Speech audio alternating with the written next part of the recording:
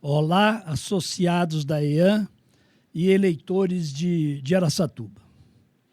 É com grande satisfação que a Associação dos Engenheiros e Arquitetos da Alta Noroeste dá início à série de entrevistas com os candidatos a prefeitos do nosso município. Este é um momento essencial para discutirmos o futuro de Araçatuba, especialmente nas áreas do planejamento, do urbanismo, da infraestrutura e da mobilidade. Por isso, criamos esse podcast, Arquitetura, Engenharia e a Cidade. Nosso objetivo é oferecer um espaço onde as propostas dos candidatos possam ser analisadas com profundidade e clareza. Isso vai permitir que todos nós, profissionais da engenharia, da arquitetura, da agronomia e das geociências, possamos contribuir de maneira significativa para o debate público.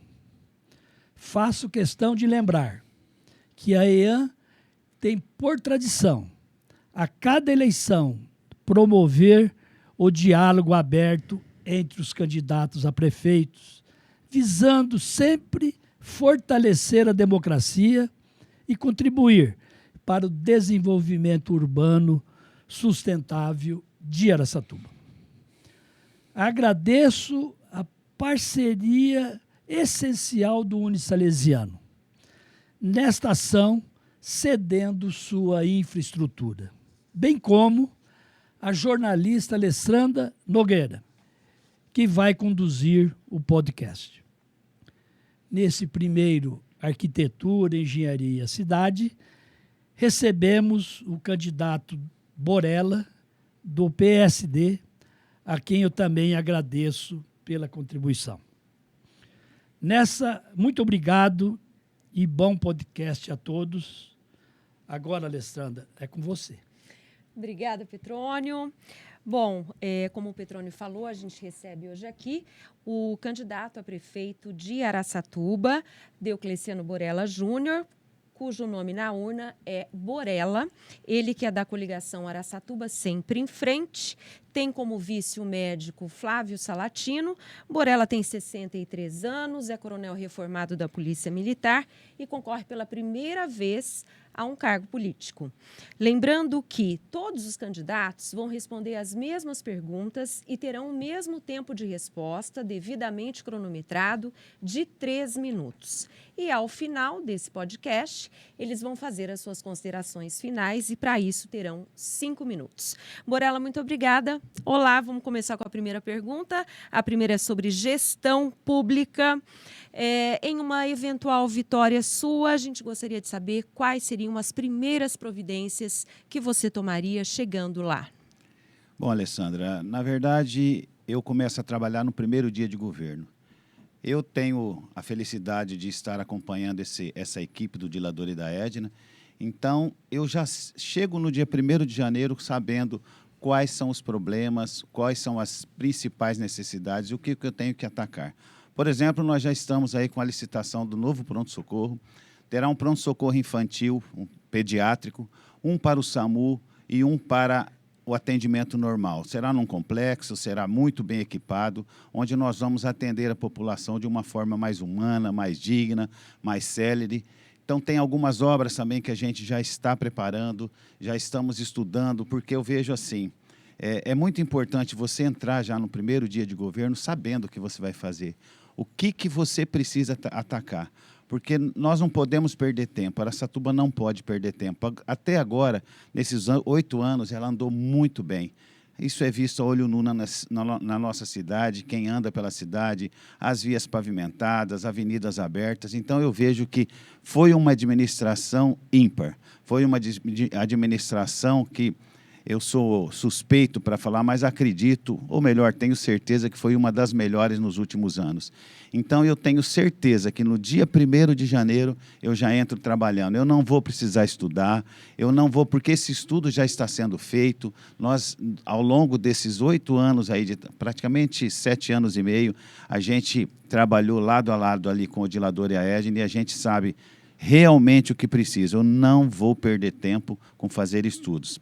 A gente avançou em várias áreas aqui na mobilidade, nas obras, na educação, na saúde, e com o passar desse podcast a gente vai detalhar com mais, vai falar com mais detalhes o que foi feito. Mas foi um período muito bom para a cidade, a cidade cresceu muito.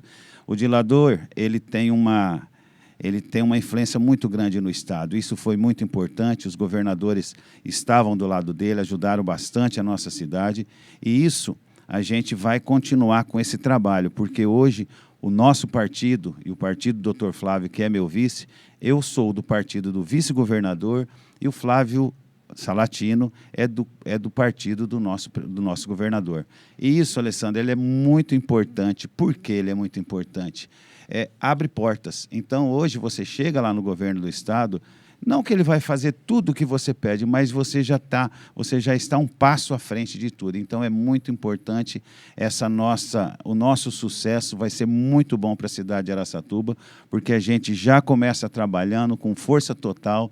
Não vamos precisar esquentar os motores, ele já vai estar quente no dia 1º, com certeza. Muito bem, continuando aqui com o tema gestão pública, gostaríamos de saber o seguinte: o senhor pretende diminuir, aumentar ou manter as secretarias municipais? E em caso de mudança, quais seriam eliminadas ou criadas? Olha, Alessandra, nós manteremos as mesmas secretarias. E eu te falo por quê. Porque nós, lá no passado, lá em 2016, quando nós fizemos o plano, eu ajudei escrever o plano de governo, nós cometemos esse erro. Nós achávamos que diminuição de secretaria seria um grande sucesso. E isso é meio perigoso. Por quê? As secretarias, cada um tem seu serviço específico, é uma gama de serviço muito grande, que eu também não tinha essa visão. Então, eu vejo quando alguém fala de diminuir, ele não conhece como funciona uma secretaria, uma prefeitura, desculpa, a quantidade de serviço, de demandas que tem numa secretaria. Então, quando você fala em diminuir a secretaria, é meio complicado, precisa fazer um estudo bem detalhado. Por exemplo, tem um candidato que diz que eu vou dar esse exemplo porque está no plano de governo. 3 secretarias serão juntadas em uma só: governo, comunicação e administração. São secretarias muito importantes numa administração. A administração, ela faz parte, ela cuida de toda a licitação da cidade. É um trabalho hercúleo. Todo dia você tem um problema. E como eu disse, que eu já passei por isso, porque eu também acumulei a Secretaria de Administração e a Chefia de Gabinete, e não consegue tocar. É difícil. Agora, a junção dessas 3 secretarias, você pega uma extremamente técnica, que é parte de licitação, tratar com o Tribunal de Contas, com pessoas, com empresas que fazem licitação com a prefeitura, e a outra é governo. Governo é política, tratar com os vereadores é uma coisa um pouco mais... a pessoa não é mais política, é conversar com os vereadores, resolver problemas com os vereadores, que são vários. E a outra é a comunicação. A comunicação, ela é prevista em lei. Ela tem um papel importante, porque é ela que vai prestar conta para a sociedade. Ela que vai ver, ela que mostra para a sociedade aonde está sendo empregado o dinheiro dela. Então, ela é o dinheiro dos impostos. Então, a comunicação, ela é muito importante. Então, quando você junta as 3 secretarias, na minha opinião, pode dar problema. Entendo que vai ser, que não consegue, é uma promessa eleitoreira. E veja bem, o problema de ter secretaria a mais ou a menos, eu não vejo isso daí. Eu acho que todas as secretarias, o gestor, ele tem que determinar que elas cumpram o seu papel da forma que está escrito nas leis, e elas precisam trabalhar. E se ela estiver trabalhando, o dinheiro não está sendo jogado fora. O dinheiro do nosso contribuinte não está sendo jogado fora. Então, eu vejo que juntar a secretaria é uma situação um pouco delicada. Eu não faria isso.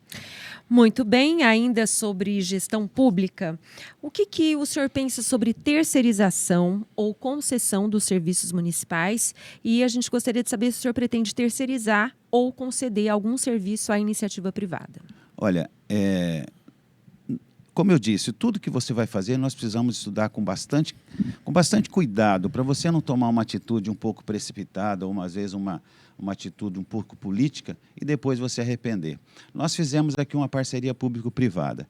É uma parceria que deu muito trabalho, que foi a PPP da iluminação. Foi um trabalho de anos de estudo, foi contratado, foi pela Caixa Econômica Federal, veio uma empresa especializada nisso daí, fez um estudo de todo o nosso parque, da iluminação da nossa cidade. Para você ter uma ideia, nós temos 30 mil pontos de luz na nossa cidade. E isso daí foi feito um estudo. Para quê? Para trocar essa iluminação, para dar mais segurança para a população. Está sendo, e já começou a fazer essa troca. A empresa que veio, ela é mais célere, ela faz as coisas com mais rapidez, com mais qualidade. E o serviço público, às vezes, ele é um pouco mais moroso. Tem umas regras mais difíceis de você seguir. Por exemplo, a empresa que pegou a iluminação, eles já começaram, já fizeram o Umuarama, o Jussara, em poucos dias eles já fizeram um avanço danado. Então, eu entendo que as parcerias público-privada, elas são interessantes. Como estamos tentando fazer na rodoviária. Por várias vezes já lançamos um edital, infelizmente não apareceu o candidato. Por quê? Porque a empresa, quando ela vem, é claro que ela é uma empresa que ela visa lucro. Então, ela trabalha direitinho, mas ela visa lucro. Nós temos na prefeitura várias secretarias, eu cito o exemplo da SOSP. A SOSP é uma secretaria que ela tem que ser valorizada. É uma secretaria que cuida dos diversos serviços da cidade. A qualquer evento que você tem, uma chuva muito forte, uma ventania, vai a equipe da SOSP fazer aquele trabalho de emergência. Então, também as secretarias nossas são importantes, mas eu faria sim. E hoje o que nós temos é a da rodoviária, que é uma que nós estamos tentando, e possivelmente nós não desistimos ainda, apesar de ter dado o deserto, a gente vai continuar trabalhando nisso daí. E essa que deu certo, que é a PPP da iluminação, inclusive é um assunto bem difícil da gente resolver, que é a iluminação das praças. Porque constantemente você conserta, você arruma, daí a pouco o furto ocorre. E essa empresa, esse pool de empresas que ganhou a PPP, eles também serão responsáveis pela iluminação das praças. Então, em breve, nós teremos todas as praças iluminadas, a exemplo do que está acontecendo na do Paraíso, na da Santa Casa e de mais outras aí que já foi feito esse trabalho. Então, eu faria sim, dependendo da necessidade, eu acho que tem que fazer parcerias. Muito bem, agora a última questão sobre gestão pública é relacionada à burocracia, que é um dos entraves da administração pública, né? A pergunta é: como tornar os serviços mais ágeis para o cidadão com a liberação de documentos e alvarás de maneira mais ágil, mais rápida? Nesse assunto também nós avançamos bem. Hoje existe aí o Araçatuba Digital. Nós fizemos uma contratação de um serviço e desde o ano passado, mais precisamente no mês 4, essa empresa, nós implantamos esse sistema na Prefeitura de Araçatuba. Hoje nós temos 600 serviços ligados a essa plataforma. Então, hoje, o munícipe, ele entra no sistema da casa dele, do celular dele, ele consegue pedir um serviço. E o que gerou isso daí? Celeridade. Transparência. Você vê que nós, nesse período aí, tem alguns candidatos, desculpa, só me atrapalhei um pouquinho, tem alguns candidatos que estão dizendo que vão fazer esse serviço, que vão digitalizar todo o sistema da prefeitura, mas isso já está sendo feito. Hoje, você consegue fazer da sua casa e a resposta é rápida. Não tem papel, e é uma economia muito grande, Alessandra. São pessoas transportando aquela quantidade enorme de processos licitatórios que leva para a empresa, ou o empresário tem que vir até a cidade para assinar aquele documento. E hoje isso tudo é feito de forma digital. Você encaminha um documento e ele rapidamente já circula por todas as secretarias, você já faz uma análise bem rápido, e isso daí, e é público. Aquela pessoa que fez um pedido lá, fez uma solicitação de um serviço, ela acompanha aonde esse processo está. Isso é importante.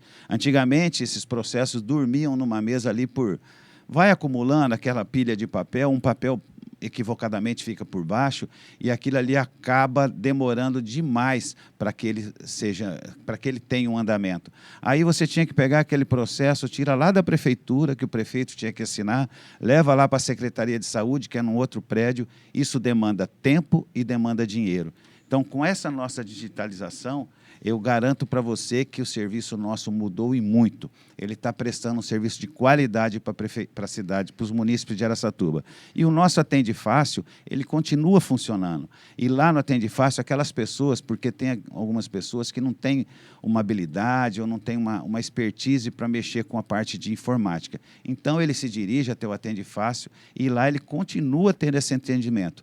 Mas o atendimento no Atende Fácil, para você ter uma ideia, caiu bastante, porque esse serviço ele veio para ficar e a gente vai a cada dia mais melhorando. Estamos há praticamente 1 ano e 5 meses com esse serviço e posso dizer que foi um acerto muito grande da administração.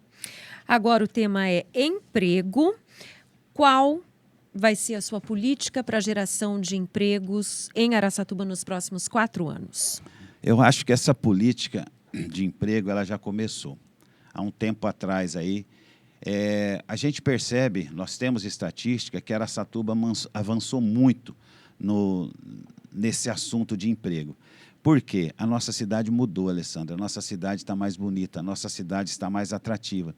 E Araçatuba ela tem um diferencial muito grande. Olha, nós temos as rodovias que passam aqui, que você chega no Mato Grosso rapidamente, que você chega em Minas, que você consegue ir para a capital, tem uma via dupla. Nós temos a hidrovia Tietê-Paraná, que está com a derrocada, que está sendo feita agora lá na região de Havaiandava. Esse serviço certamente vai ser implantado. Nós temos um porto aqui, que a maioria das cidades não tem, então isso tudo vai favorecer a nossa situação aqui. Nós temos um aeroporto, um dos melhores aeroportos do Brasil. Então, essas mudanças que foram, essas características da região, ela é muito importante para que o emprego venha para Araçatuba. Nós, melhorando a cidade, tornando ela mais atrativa, o nosso parque industrial precisa ser melhorado, nós estamos trabalhando nisso. Nós fizemos uma lei lá de direito real de uso para os empresários, porque isso não existia, Alessandra. Para você ver uma incoerência que tinha, a prefeitura fazia concessão do terreno, o empresário colocava todo o capital dele na construção do prédio e se por um acaso a empresa, porque a gente sabe que nem todas as empresas, a média é que ela se fortalece após os 5 anos, que ela fica firme. E se ela não conseguisse esse sucesso e por um acaso o empresário tivesse que fechar a sua empresa, ele perdia tudo, voltava tudo para a prefeitura. Então, nós fizemos a lei do direito real de uso. Então, o empresário que ele ficar com a empresa dele, trabalhando por 5 anos ali, aquela empresa, ele não dando certo naquele negócio dele, ele pode alugar, ele pode vender, desde que a empresa que vá no lugar dele não mude o objetivo, a finalidade daquele local. Temos parcerias fortes com o Sebrae, tem o Banco do Povo. O Banco do Povo, para você ter uma ideia, ele já, para as pequenas empresas, já foi feito empréstimos aí na ordem, nesses últimos 7 anos, de 29,5 milhões. E isso é uma coisa assim, importante, porque desses 29,5 milhões, nós tivemos apenas 8% de inadimplência. O que quer dizer isso daí? É que está dando certo. Certo, agora vamos falar sobre educação. Um dos grandes desafios dessa área é a inclusão de alunos com necessidades especiais. A pergunta é: de que forma pretende promover e ampliar a inclusão? Realmente, esse assunto é um assunto aí que o Dilador e a Edna, que no nosso governo a gente deu uma atenção muito especial. Se você analisar, foram 67 escolas reformadas e 2 escolas construídas nos bairros mais distantes do centro.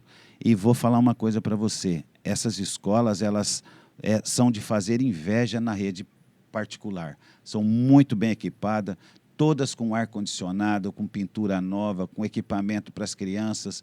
E são distribuído material escolar no primeiro dia de aula, uniforme no primeiro dia. uma refeição saudável, acompanhada por nutricionistas, com um cardápio bem variado. Então, a educação foi um ponto forte da nossa cidade. Tanto é que o IDEB de Araçatuba é um dos maiores do estado. Das cidades acima de 200 mil habitantes, Araçatuba está lá com 6,9 no IDEB. Isso é uma vitória. E esses alunos, com essas como se diz, a inclusão do aluno, nós temos uma nova situação que surgiu. Para você ter uma ideia, hoje nós temos na nossa rede de educação mais ou menos 400 alunos diagnosticados com TEA. Então, isso daí, você tem que dar uma atenção especial. Nós temos 320 cuidadores que são responsáveis por cuidar desses alunos. Então, é um assunto novo, é um assunto que preocupa tanto as redes municipais como estaduais, como os hospitais, os planos de saúde estão enfrentando uma nova realidade e a gente não deixou isso para trás. Tínhamos 25 professores, hoje nós temos 59 alunos especialistas nessa área. Tem o CAEMA, lá na região, não sei se vocês conhecem, o CAEMA, lá no meio lá ali da Marcílio Dias, da Bolívia, da Rua Bolívia, foi construído um novo centro, um CAEMA. E nós vamos construir ali já está pronto o CAEMA, vamos construir um outro complexo onde você vai juntar a educação e a saúde, justamente para dar uma atenção especial a essas crianças com esse déficit. Então, ali será um centro onde vai ter a saúde, a educação, que vai facilitar para as mães que às vezes têm que pegar o filho, levar lá no CAEMA, depois levar para a educação. Então, ali será um centro exclusivo que vai tratar desse assunto com mais profundidade, fazer um diagnóstico mais rápido. Então, esse é um importante equipamento que em breve estará funcionando e, com certeza, no início do governo nosso. Ainda sobre educação, Borella, como o senhor planeja fortalecer a educação básica em Araçatuba para assegurar oportunidades de crescimento e desenvolvimento tanto para as crianças quanto para os adolescentes? Na verdade, como eu disse, né, o nosso IDEB ele cresceu bastante, porque foi investido. Você vê, nossos alunos hoje, eles têm aula de inglês. Foi um novo serviço que foi prestado a esses alunos. Nós aumentamos as creches, nós aumentamos o número de escolas com período integral. Isso é muito importante para as mães. Nós temos aqui em Araçatuba uma característica, nós somos um polo de compra muito importante. Temos vários mercados, hipermercados, e nesses locais a maioria dos funcionários são mulheres, e elas não têm onde deixar o filho. Então, esse aumento nas vagas foi muito importante, eram 3.300 vagas de tempo integral, hoje nós temos 7.500. Praticamente a nossa fila de espera ela é bem pequena. Por quê? É claro, nasce criança todo dia, então você faz um prognóstico, mas não é uma coisa assim que todo dia a demanda vai crescendo. Mas a gente está investindo bastante. Nós já temos agora, pelo PAC, vai ser construída uma nova creche ali no Concórdia. Isso, inclusive, o dinheiro já veio, já vai ser licitado, vai aumentar 200 vagas só naquela região. E a gente vai continuar trabalhando bastante para que a educação seja um dos principais polos da nossa administração. Porque a base, Alessandra, da educação é a base de tudo. Uma boa educação no início, ela vai alicerçar toda a vida do aluno. Então, por isso que o Dilador e a Edna investiu bastante na educação, com equipamento bom, com material didático bom, que é o material do SESI. Então, isso foi pensado com bastante carinho. Nós temos uma equipe muito boa na educação. Os profissionais de educação estão bem remunerados. Fizemos o plano de carreira deles, que era uma demanda que eles tinham há anos, que esperavam, que era uma cobrança também do Tribunal de Contas, e nós fizemos. Então, a educação em Araçatuba ela avançou muito, e a gente vai continuar trabalhando, e principalmente com um foco especial nessas crianças que têm esse déficit, que eles também fazem parte do nosso objetivo de incluir essas pessoas, essas crianças na nossa sociedade, com o maior esforço possível. Eu sei que não é fácil, a gente entende o sofrimento dos pais e a gente vai trabalhar bastante para chegar no final do nosso mandato, aí, caso a gente seja eleita, com mais uns pontos aí no IDEB. Muito bem, agora vai tomando a sua aguinha, que agora a gente vai falar sobre planejamento urbano e habitação. Que mudanças o senhor faria no plano diretor do município para modernizá-lo? Olha, o plano diretor, ele é feito por um período de 10 anos. E ele é muito complexo, viu, Alessandra? Praticamente ele tem que ser bem feito, bem estudado, porque ele que vai nortear como que a cidade vai crescer. Então, você tem que ouvir os diversos pontos da nossa cidade, você tem que ouvir todas as classes, E isso foi feito com muito critério, com o acompanhamento do Ministério Público. O Ministério Público fez algumas exigências e nós cumprimos as exigências com audiências públicas, com consultas.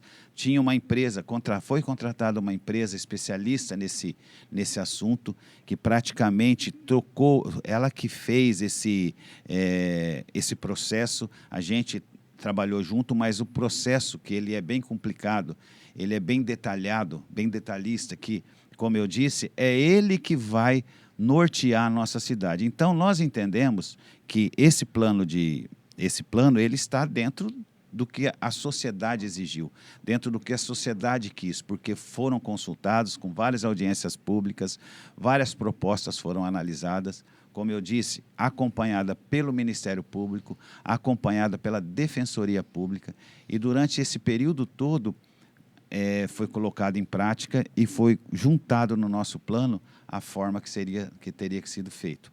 Agora, quanto a fazer uma nova análise, eu acho que pode sim ser feito, mas nós precisamos esperar um pouco, porque ele é muito recente.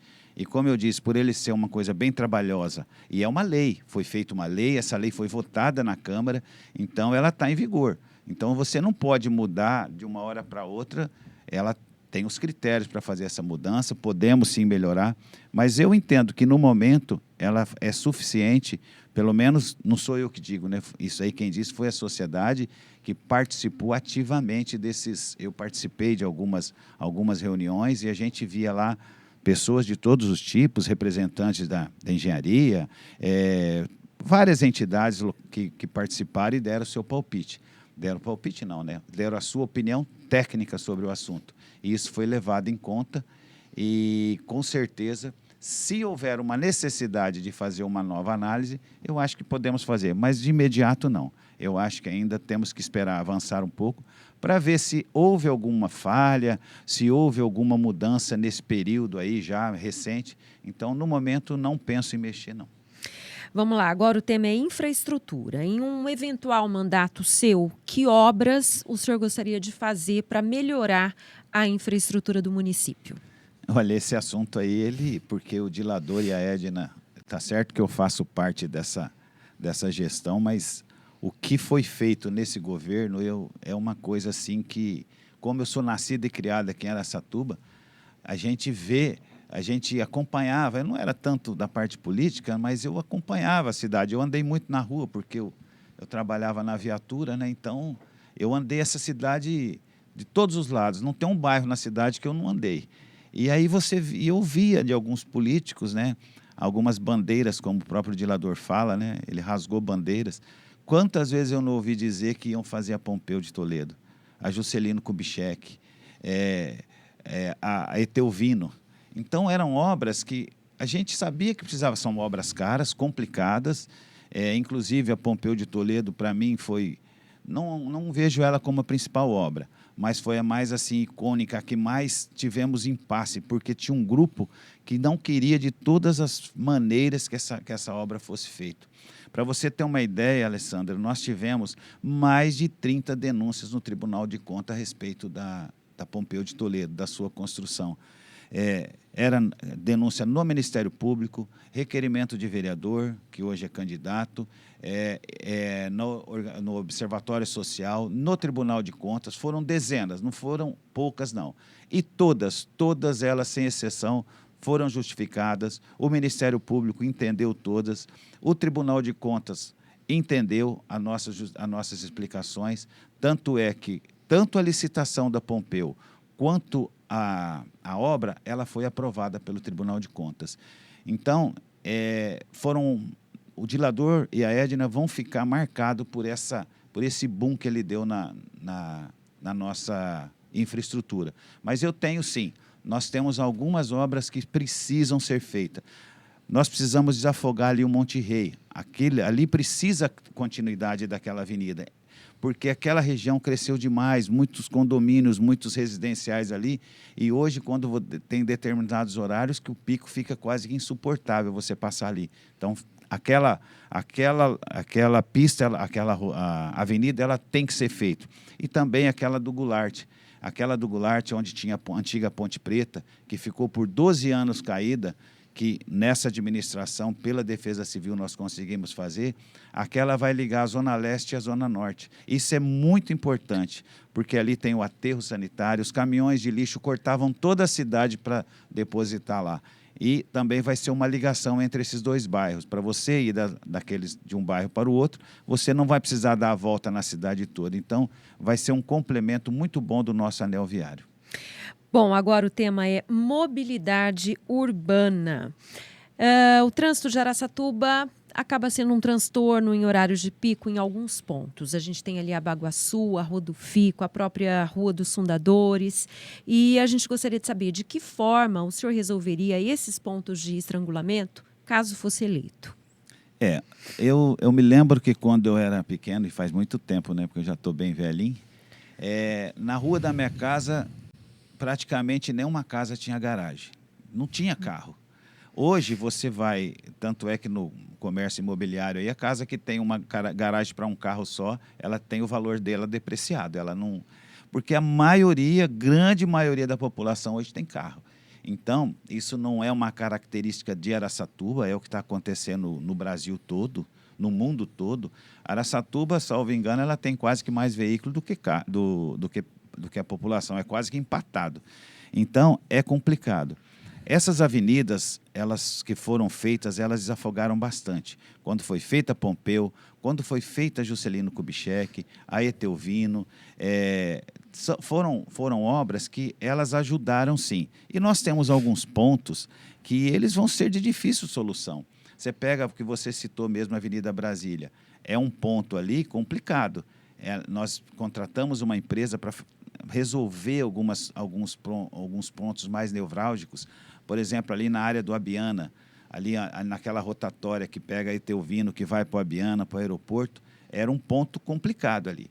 E essa empresa especialista nesse assunto, ela veio, fez um estudo, fez algumas mudanças e melhorou consideravelmente o trânsito ali. Então, além da gente fazer algumas aberturas necessárias para você desafogar alguns setores da cidade, mas, infelizmente, tem situações que você não consegue fazer, porque já está edificado, já existe as casas, já está tudo, o trânsito ali, a própria construção das residências já atrapalhou um pouquinho. Então, vamos ter que escolher, de encontrar algumas soluções técnicas. Por exemplo, um semáforo inteligente, que coloca em determinadas regiões, a abertura, troca de mão, de sentido de direção de algumas ruas e também a abertura de algumas avenidas, quando for nesse caso de determinadas regiões que estiver estagnada, como eu cito novamente o Monte Rei, que é uma região que cresceu demais. Você pega, por exemplo, lá de Itaveira, aquela precisa ser duplicada. Nós vamos fazer de tudo para a duplicação daquela avenida, daquela estrada lá. Por quê? Aquela região é uma das regiões que mais está crescendo. Tem vários condomínios lá e se transformou um problema de mobilidade e ele precisa ter uma atenção especial. Então, nós vamos, junto ao governo do estado, fazer de tudo para resolver aquele problema, fazer uma iluminação adequada, tem que duplicar aquilo ali o mais rápido possível, porque é uma região que cresceu demais e ela não estava preparada para essa quantidade de trânsito ali naquele momento. Ainda sobre mobilidade urbana, como melhorar o transporte público para o cidadão araçatubense? Olha, o transporte público, ele é um problema nacional. Eu garanto para você, eu participei ativamente da licitação, do chamamento quando nós entramos. você como repórter, acho que você se recorda, que nós vínhamos de um emergencial que estava sendo feito, um contrato emergencial que estava sendo feito com a Atua, e aí nós tivemos que renovar esse contrato emergencial e lançamos um chamamento público.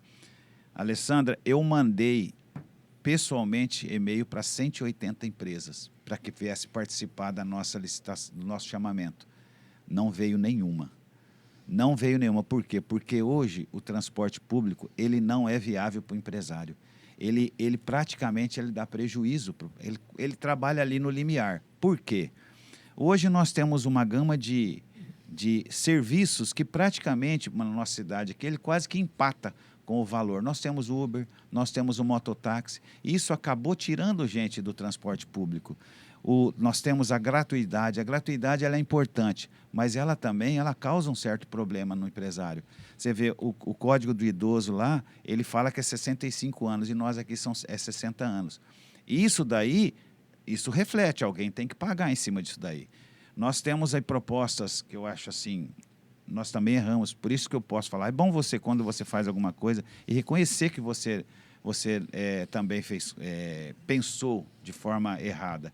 Nós, no plano de lador da Edna, tinha de colocar ar-condicionado, Wi-Fi, trocar os ônibus, era um sonho, todo mundo quer isso daí, mas ele é difícil. Eu vejo um plano de governo de um candidato que ele tem fazer gratuidade para todo mundo. Nós temos aqui no Centro-Oeste, salvo engano, o número exato, 1.680 cidades. Nós temos 80 com gratuidade. Então, é um projeto ousado. Isso eu fiz o cálculo, porque eu também pensei em coisa semelhante. Hoje, para a gente manter o transporte público gratuito em Araçatuba, é da ordem de 1.100.000 por mês. 1.100.000 por mês vai dar quase 13 milhões no ano. Então, é difícil. De onde você vai arrancar esse dinheiro? Será que essa conta foi feita? Eu não quero fazer propostas absurdas, propostas que eu não consigo cumprir. Eu acho que essa proposta que está sendo feita é muito difícil. Tem uma PEC, a PEC 25, para eles criarem o SUM, que seria o Serviço Único da Mobilidade, que seria mais ou menos um SUS. E através eles bancariam, o governo federal bancaria esse serviço. Aí eu até acho viável, mas tirar dos cofres públicos todo esse dinheiro, eu conhecendo o orçamento da cidade, eu acho muito difícil. Agora o tema é saneamento básico. Um dos desafios dos gestores públicos é a tal da coleta seletiva, né? E a gente gostaria de saber quais são as suas ideias para ampliar esse serviço. Olha, quando nós chegamos em Araçatuba, no primeiro mês, o Petrônio era o secretário do Meio Ambiente, tivemos um problema sério. Nosso aterro estava completo, não tinha mais onde jogar. E nós tivemos que correr atrás para ampliar a capacidade do nosso aterro. E foi um trabalho que tirou o sono de todo mundo. Eu me recordo que teve um dia que nós estávamos aguardando o licenciamento da CETESB, os caminhões carregados, não tinha onde jogar o lixo, e aí veio uma notícia lá da CETESB, olha, foi um trabalho e conseguimos. O problema do lixo, ele é um problema complicadíssimo. E a coleta seletiva, que foi implantada no governo nessa gestão, ela é muito importante por dois motivos. Ela se transforma em renda para muita gente. Ali tem muito dinheiro jogado fora. Então, se você fizer, dá para você alimentar várias famílias. Nós temos a Acrepon, nós temos também aquela outra cooperativa que trabalha no aterro. Então, são famílias que vivem daquilo ali. E a outra parte do meio ambiente, né, que você não polui tanto o meio ambiente, você reaproveita isso daí. E dizer também que quando você joga esse material volumoso dentro do aterro, ele tira a estabilidade daquela massa, daquele aterro, porque são garrafas PETs que não tem uma compactação tão boa. Então, é importante que esse material seja retirado do aterro, é importante que esse material seja reutilizado, dando mais emprego para... uma forma da pessoa ganhar dinheiro e também para o meio ambiente. Só que eu vejo ainda que a nossa cidade ela ainda não está preparada para isso daí. Um dia eu conversando com um candidato, não vou citar o nome dele, Ele disse que ele trabalhava numa empresa, então eles implantaram isso na empresa. Então tinha todos os potinhos separados, papel, plástico. E a senhora que fazia a limpeza, ela não entendia. Então ele separava durante o dia, quando ela ia limpar à noite, ela misturava tudo e jogava no lixo. O que eu quero dizer com isso? Precisa de educação. Nós precisamos implantar essa filosofia, esse modo de vida lá na criança.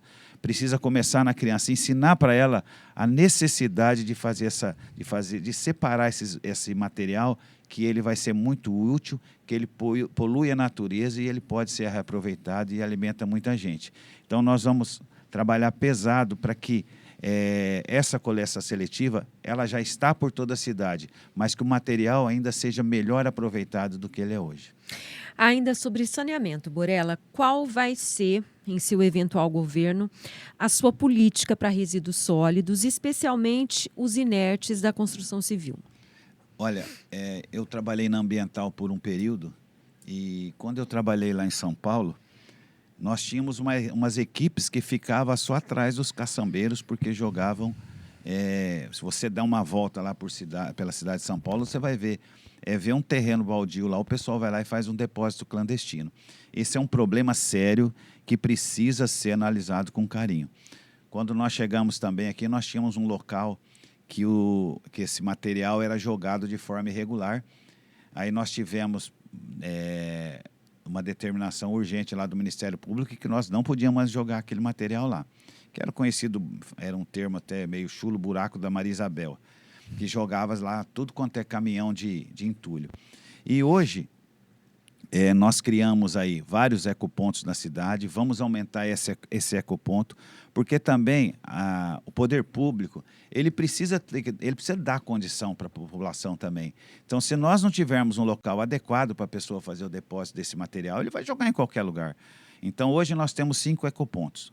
No início, nós tivemos uma rejeição da população, que eles não queriam aquele ecoponto, porque eles confundiam o ecoponto com o depósito clandestino de lixo. Nós tínhamos lá no Caraza, que jogava cachorro morto, que jogava uma série de coisas. Então, quando nós começamos a fazer os ecopontos, foi difícil, viu, Alessandra, conseguir locais. Inclusive, nós tínhamos projeções demais e não conseguimos naquele momento, mas esses 5 estão funcionando muito bem. Hoje, esses pequenos geradores de resíduo, eles têm um local para jogar esse material. Não precisa jogar em qualquer lugar, porque isso é problema de saúde pública, Alessandra. Você joga, tem a dengue, tem essa série de problemas, são ratos, são escorpiões, então nós precisamos ter um lugar adequado. E esses grandes geradores, a lei federal, existe uma lei federal, uma lei municipal e uma lei estadual, que esses grandes geradores, eles têm que dar destino a esses resíduos. Então, tem umas usinas aqui que pegam esse material de construção civil, eles moem esse material tem utilidade, você pode jogar nas estradas rurais, ele pode ser utilizado na construção civil. Hoje nós já temos 2 empresas que fazem esse tipo de trabalho, e esse trabalho ele é importante, como eu disse anteriormente, bom para a natureza não é tão poluída assim, e você reutiliza aquele material, porque o ser humano ele tem que entender que uma hora isso tudo vai esgotar, então a gente vai ter que conviver em reaproveitar para fazer esse reuso desses materiais. Certo, a pergunta agora é sobre acessibilidade. O senhor considera Araçatuba uma cidade acessível e o que fazer para melhorar isso? A acessibilidade ele é um assunto que ele é muito nevrálgico. Eu vejo assim, olha, quando você vai fiscalizar, eu vou dar um exemplo de um amigo que ele tem um salão de barbeiro lá, que o pai dele montou em 1947. E esse salão de barbeiro é uma salinha pequenininha e lá não tem acessibilidade. E aí, às vezes, vai o fiscal lá e ele fala, rapaz, mas o meu pai montou isso aqui em 1947 e não tem acessibilidade. Então, é difícil você fazer essa adaptação em alguns locais. Nossas escolas, por exemplo, todas foram cuidadas com acessibilidade. O nosso pronto-socorro, as nossas UBS. Então, o serviço público está fazendo a parte dele. Todos os nossos prédios foram feitos. Na cidade, nós tivemos aí mais ou menos, no centro, isso foi logo no início do governo, que acho que foi até um uma determinação judicial que tinha que construir vários pontos, várias rampas de acessibilidade nas calçadas. E foram construídas aí no centro da cidade mais ou menos umas 400 rampas. Nós, a cada praça que a gente está reformando, que é um assunto também que a gente foi muito criticado devido que as praças não foram, precisaria ter dado uma atenção melhor, mas eu digo que foi eleito prioridades para ser feito. As praças que nós estamos reformando, todas elas estão sendo respeitadas a acessibilidade, o piso tátil para aquelas pessoas que têm deficiência na visão, a rampa para aqueles cadeirantes. A Pompeu de Toledo, por exemplo, ela tem acessibilidade em todas as calçadas, a gente exige que seja feito isso. Nesses novos empreendimentos, a prefeitura exige que o empreendedor já faça lá a sua rampa de acesso. Então, nós estamos batendo pesado nesse assunto, porque é importante, apesar da gente não ver com tanta frequência pessoas com dificuldade no seu caminhar aí, que utiliza a cadeira de roda, mas é duro quando você vê uma pessoa que vai num local e ela não consegue ter acesso lá, porque elas não estavam incluídas na nossa sociedade, ela não tinha um banheiro especial para ela, não tinha um local, ela ia num teatro, ela não conseguia, tinha que juntar 3, 4 pessoas para levar ela até o local. Eu acho isso aí um desrespeito. A nossa cidade, ela ainda falta muito, mas a gente está caminhando nesse assunto também, e eu vejo muito importante a gente trabalhar nesse sentido. Agora o tema é agricultura. Gostaríamos de saber quais são as suas ideias para fortalecer a agricultura aqui no município. A agricultura, veja bem, nós temos aí o que foi feito nesse período. Hoje nós temos um serviço muito importante. Eu sempre reporto ao período que eu trabalhava na polícia, porque foi uma experiência muito grande. Aliás, afinal, foram 30 anos trabalhando lá. Hoje nós temos aqui o Plus Code. O que é o Plus Code? O Plus Code, todas as propriedades rurais, ela tem um código. E você consegue localizar ela, que te dá os pontos cardeais certinho, lá pelo GPS. Então, para que serve isso daí? Segurança para a pessoa que mora lá. Quantas vezes eu não ia atender uma ocorrência, a pessoa falava, você vai na estrada tal, passa 3 porteiras e tem uma árvore. Era assim que a gente se localizava para chegar nos locais. E hoje não. Hoje a ambulância, ela põe lá no Waze, ela chega certinha lá na casa da pessoa que solicitou. Se tiver um problema de saúde ou de segurança da viatura, a viatura chega. O nosso helicóptero, ele chega também por essas coordenadas. Então, esse foi um avanço aí que foi dado nessa parte. Vários implementos nós distribuímos para as cooperativas. Foram tratores, implementos, grades, essa parte para a agricultura. E também temos uma parceria muito forte com a Secretaria do Estado de Agricultura. Qual que é a finalidade disso daí, Alessandro? É ensinar a pessoa, é treinar, colocar profissionais que entendam do assunto, de como se faz um plantio de determinada coisa, como que ele protege a sua plantação, como ele protege a sua nascente, uma coisa tão importante. Nós estamos vendo esses dias aí o que está acontecendo de queimada. Isso, esquecemos a parte que muitas podem ser por criminosas, tal, mas existem técnicas que a pessoa aprendendo a plantar, ela vai produzir mais, a cuidar do solo para que ele não seja assoreado, para que ele não perca os nutrientes. Então, nós temos uma parceria muito forte com essa secretaria, que ajuda em muito a forma de plantar, aumentando, assim, a renda daquelas pessoas, principalmente os pequenos produtores que acredito da nossa região, acredito não, tenho certeza que na nossa região é a grande maioria. Então, a Secretaria de Agricultura é um grande parceiro, o CIRAM, a Defesa, nós temos vários que a gente tem um trabalho muito próximo desse pessoal que influencia na agricultura. Ainda sobre agricultura, gostaríamos de saber se em seu plano de governo tem um programa para o escoamento da safra, né? Com construção de estradas, pontes. Olha, eu me recordo que o primeiro problema que nós tivemos, acho que no dia 1º não, porque nós estávamos na prefeitura lá, o dilador e a Edna estavam subindo, mas no dia 2 já começou o problema daquela ponte ali próximo ao antigo estande do tiro de guerra, após a igreja Amor e Cuidado. Ali estava interditado. Então, quem morava do lado de lá daquele córrego, para ele vir na cidade, ele tinha que dar a volta todinha na cidade, sair lá no Shopping Novo, lá para entrar aqui na cidade. E aquela ponte foi restaurada com uma dificuldade, foi feita uma nova ponte, praticamente sem verba. Você ter que fazer a licitação, que é uma coisa muito demorada. A licitação tem muito detalhe, muitas regras, muitos prazos que você tem que cumprir. Então foi difícil, a população não entendia, porque fazia muito tempo que essa ponte estava quebrada. Então, durante o governo do dilador, várias pontes foram arrumadas, foram colocadas. O maior exemplo que eu digo também foi a da Ponte Preta. A Ponte Preta ficou 12 anos quebrada. E se você for lá hoje, é uma ponte de aço, que ela custou 5 milhões, sendo 4,5 milhões mais ou menos, que foi dado pela Defesa Civil, e o restante bancado com recurso próprio da Prefeitura. E você vê, 12 anos uma ponte quebrada. Foram feitos também o melhor caminho em várias estradas nossas. Lá no pessoal lá que fica nos assentamentos, nos 3 assentamentos, foram feitos o melhor caminho lá.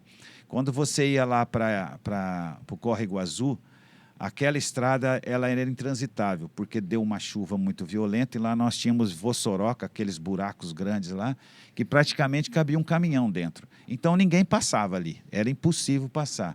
E nós fizemos ali, foi feito um trabalho muito bem feito, e ainda hoje nós temos tem mais ou menos umas 5 contactadas, umas 5 pontes que necessariamente a gente vai ter que fazer uma intervenção, e isso a gente vai fazer com certeza. Elas ainda estão...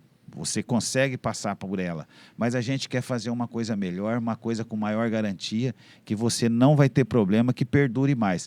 Porque se você fizer uma ponte sem uma regra um pouco mais avançada, por exemplo, tem umas aduelas, depende da dimensão delas, se você colocar uma muito pequena, vem uma chuva muito forte, ela acaba levando tudo. Então é preferível que você faça uma coisa com uma pretensão um pouco melhor, que a gente prevê. A natureza ela está meio bagunçada, né, Alessandra? Um dia chove demais, um dia calor demais. Ontem estava frio, agora é calor, depois chove. Então a gente tem que pensar sempre na eventualidade do tempo, porque ele pode piorar a cada dia. Meio ambiente, como resolver o problema do déficit arbóreo aqui em Araçatuba? Olha, nós temos um programa bem como se diz, bem firmado com relação a isso.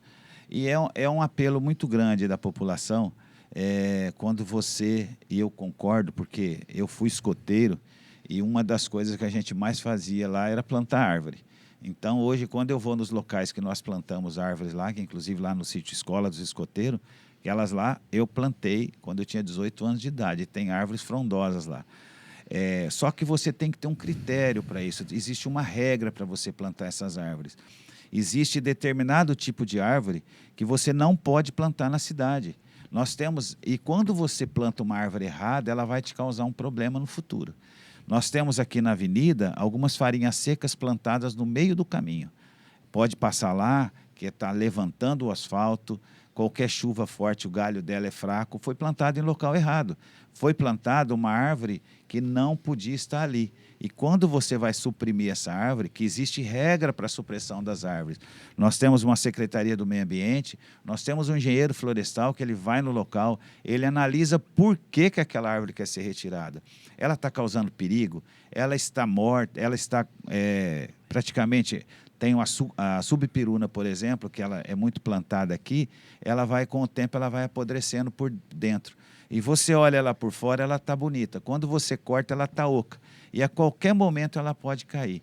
Então, existe uma regra. As árvores que têm que ser plantadas, você tem que escolher a espécie. Nós temos uma secretaria que te orienta para isso.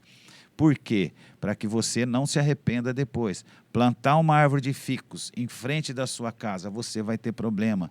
Você vai ter problema com as raízes que vai entrar no esgoto, vai destruir sua casa. E aí, quando você for cortar essa árvore, você vai ter problema. Então, tem árvore que atrai determinado tipo de animal. Você vê essas maritacas que estão aí, que comem todos os fios da casa.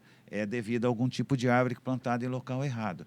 Que excesso de folha, que as senhoras reclamam muito, porque chega lá na prefeitura, eu quero cortar porque entope minha calha. Todo dia entope a calha. Então, é uma árvore que foi plantada de forma errônea.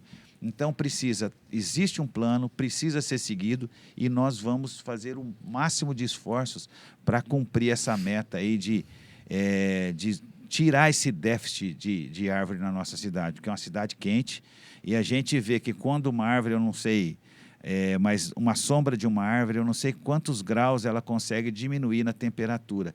É uma coisa importante. Nós precisamos plantar, nós temos pessoas aqui na cidade que gostam desse tipo de coisa, dedica a vida. Eu acho que o poder público precisa trabalhar bastante, principalmente nesse setor aí. Certo, agora vamos às questões técnicas. Borella, qual a sua proposta para melhorar o atendimento do profissional de arquitetura e de engenharia? E também quais os seus projetos, as suas propostas para agilizar a avaliação e liberação de projetos de uma maneira mais ágil, como já falei, para agilizar? Eu vejo assim, nós notamos que esse sistema UNDOC, ele facilitou bastante. Facilitou não, ele andou bastante. Nós temos aí, salvo engano, nesse ano já foram incluídos mais de 10 mil projetos na nossa secretaria. 12 mil e 10 mil já foram resolvidos, já foram para frente. O que ocorre é o seguinte, antigamente eram aquelas pastas, aqueles processos volumosos que, às vezes, como eu disse numa pergunta anterior, ficava em cima das mesas lá, às vezes, por um lapso, ficava esquecido. Hoje, quando você protocola digitalmente aquele seu processo, aquele processo todo, o profissional que fez aquele processo, e inclusive o dono vou dar um exemplo de uma casa que a pessoa quer construir. O arquiteto faz o projeto e ele fala, já protocolei na prefeitura. O proprietário pode acompanhar, ele pega o protocolo, ele entra lá para ver onde que está ficando. E o que ocorre é o seguinte, você faz o projeto, aí a nossa equipe, e com essa agilidade do sistema eletrônico, aumentou a quantidade e a celeridade dos processos. Então, deu uma sobrecarregada no sistema nosso lá, nos funcionários. E aí, quando o nosso profissional ele analisa que teve alguma falha, que isso é normal, uma medição errada, um banheiro, uma janela, não sou do ramo, viu, Alessandro? Eu estou falando. Uma janela que não seria ali, ele faz um comunique-se para o profissional. E o que ele diz que nesse comunique-se? Olha, você tem um erro que você precisa arrumar. E essa pessoa precisa ir lá e arrumar esse processo dele. Então, às vezes, está demorando porque esse prazo aí de se resolver esse comunique-se, ele acaba atrapalhando um pouco. E o outro lado, como ele é rápido, o profissional olhou aqui, já manda, o profissional da prefeitura já olhou e já manda para o arquiteto, e se ele corrigir rapidamente, o processo já volta. Então, acaba criando uma quantidade de serviço, assim, um volume muito grande. Então, mas esse sistema, ele facilitou demais o nosso processo. Esses profissionais que mexem com construção, no caso da EAN, eu acredito que eles estão contentes. E outra coisa, Alessandra, você sabe que a tecnologia, ela muda dia a dia. Então, se tiver algum problema, se a coisa não tiver, a gente senta, a gente conversa para acelerar mais o serviço e facilitar ainda mais a vida desses profissionais que trabalham com isso e daquele proprietário que quer ter sua residência construída o mais rápido possível. Mais uma questão técnica, em uma eventual vitória, qual vai ser o seu critério para nomeação em secretarias técnicas, como é o caso da mobilidade urbana, planejamento e também a de obras? Olha, eu vejo assim, é o que o dilador fez durante esse período todo. Sempre pela técnica da pessoa. Nunca foi esses cargos técnicos, nunca foi porque ele gostou, ele foi com a cara da pessoa, porque ele é amigo. É critério técnico. Falar o que de um Tadeu Consone que está no planejamento? Essa pessoa é um ícone na nossa cidade. Eu nunca conheci uma pessoa tão inteligente como esse cara. Ele conhece tudo, ele vai em Brasília, ele entende, ele vai em São Paulo, ele entende, ele de obra resolve. Então, o critério sempre será técnico. Nós temos algumas situações que, às vezes, o técnico não é somente o diploma. Às vezes, nós temos profissionais que são excelentes, e eu vou citar um que trabalha lá na SOSP, ele é um mestre de obra, acredito que não tem formação de engenharia, nada. Eu duvido que tenha um cara que consiga fazer obra como aquele, principalmente essas obras da cidade. Você fazer esses Boca de Lobo, essas sarjetões, essas pontes que faz na estrada, o cara é uma sumidade. Aquilo, ele tem uma habilidade fora de série. Então, sempre será pela técnica. Nós precisamos, tanto é que sempre se exigiu, todas as pessoas que eram contratadas, inclusive eu cuidei disso pessoalmente, eu pegava, depois como eu mudei mas no início da administração do zelador, todos os secretários necessariamente me apresentavam o seu currículo para ver o que ele tinha feito, qual era a sua expertise, no que ele era formado, onde ele tinha trabalhado. Esse cuidado a gente sempre teve, Alessandra, sempre teve, e eu vou continuar tendo, porque você tem que ter ali a pessoa que está numa situação de chefia. Ele tem que ser uma pessoa diferenciada, ele tem que ser uma pessoa que entenda do serviço, tanto da parte dos detalhes. Ele precisa ser uma pessoa especialista. Então, isso daí, com certeza, nós vamos cuidar disso com o mesmo cuidado que o Dilador e a Edna cuidou. Porque essa pessoa que vai ser o grande responsável de levar para frente a nossa administração. Porque, na verdade, o prefeito, ele que está ali como chefe, como líder, ele não sabe de tudo. Ele vai precisar de pessoas especialistas em cada assunto. Um em obras, um na saúde, um no meio ambiente. Isso a gente precisa. Só que, às vezes, você não consegue também, você citou da mobilidade. Um engenheiro de tráfego é a coisa mais difícil de você localizar. E pelo valor que se paga aqui na cidade, você não consegue trazer um profissional de São Paulo para vir aqui. Então, a gente pega uma pessoa que entenda do assunto e, às vezes, não tem essa formação acadêmica que se necessitaria. Obrigada, Borella. Agora vamos à última pergunta, que é sobre cidades inteligentes. Quais ações o senhor pretende realizar para tornar Araçatuba uma cidade inteligente? Cidade inteligente, até um dia me surpreendi, né? A cidade inteligente é uma cidade que funciona bem, né? Não é uma cidade só que tem computador, onde a população viva bem, a população esteja sendo bem atendida. Araçatuba, eu acho que avançou bastante. Hoje nós temos aí, como foi dito aí na parte de tecnologia, nós temos esse UNDOC, que está fazendo a diferença. Ele agilizou demais o nosso serviço, recebemos elogios, várias cidades vêm aqui até a nossa cidade para ver como é que nós estamos fazendo. Nós implantamos aí na nossa cidade também o cerco eletrônico, que também foi um grande avanço na parte da segurança. Para você ter uma ideia, aquele homicídio que foi praticado em Penápolis, aquele bruto homicídio lá, a pessoa foi presa aqui em Araçatuba devido a esse nosso sistema. Nós temos 72 câmaras espalhadas na cidade e essas câmaras elas são ligadas por um sistema chamado Sistema Horus, que é um sistema de inteligência artificial.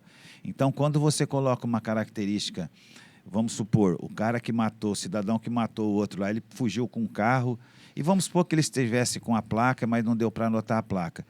Se você tiver uma característica do veículo, um amassado na porta direita, um bonequinho que está pendurado lá no retrovisor, você joga no sistema, e esse sistema, a cada câmera que esse veículo passar com essas características, o sistema já identifica e já joga na rede. E aí você consegue fazer um mapa da onde essa pessoa está, e foi assim que nós conseguimos prender essa pessoa.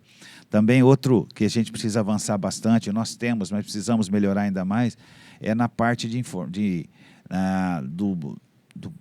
como é que se diz, do prontuário eletrônico da saúde. Ele precisa ser interligado, ele precisa ser uma coisa que você facilita bastante o acesso a consulta, onde tem remédio, qual o médico que atendeu. Ele passa por uma UBS e, se por um acaso ele for no pronto-socorro, ele já vai ter condições, o médico, já de ter todos os dados na hora. Então, a gente precisa avançar bastante nesse setor aí. A gente avançou, já tem um grande passo, mas a gente vai continuar trabalhando nisso daí. E hoje nós temos esse novo avanço, né, que é a inteligência eletrônica, né, artificial, desculpa.